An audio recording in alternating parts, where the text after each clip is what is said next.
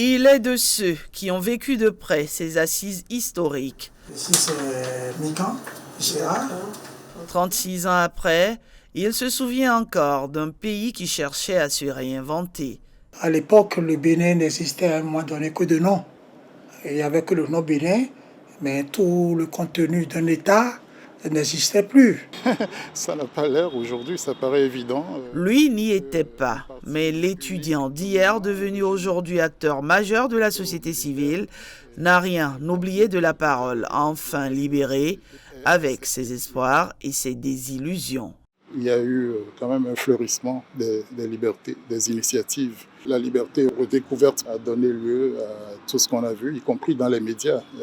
Mais c'était souvent une liberté sans un certain esprit de responsabilité. Nous avons vaincu la fatalité. La conférence nationale n'a pas seulement libéré la parole, elle a construit les bases du Bénin d'aujourd'hui.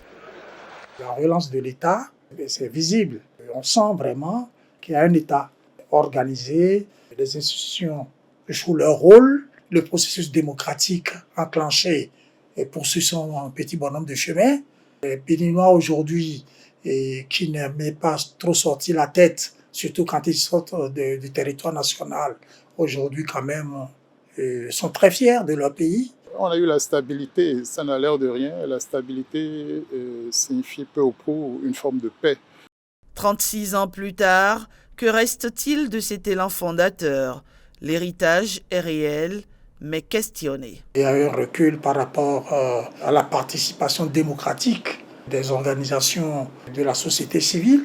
Je pense que la lutte contre vraiment l'extrême pauvreté, quelque chose est enclenché. Il faut aller au-delà, il faut renforcer tout cela. Je ne peux manquer de me soucier de ce que nous sommes en train de faire du droit de vote au Bénin depuis quelque temps, avec la faiblesse des taux de participation aux élections. Quelles que soient nos déceptions, c'est un droit dont on aurait tort de se priver. Toutefois, le Bénin depuis 1990 poursuit sa marche vers le développement et les perspectives paraissent excellentes. Nous n'avons pas réellement droit à l'erreur. Nous devons avoir réellement le souci de l'inclusivité et de la transparence. Cela a été recensé au niveau des piliers de la vision Bénin à la FIA 2060. De l'élan de 1990 à la vision 2060 à la FIA, le Bénin sait qu'il peut y arriver par la contribution de tous ses enfants.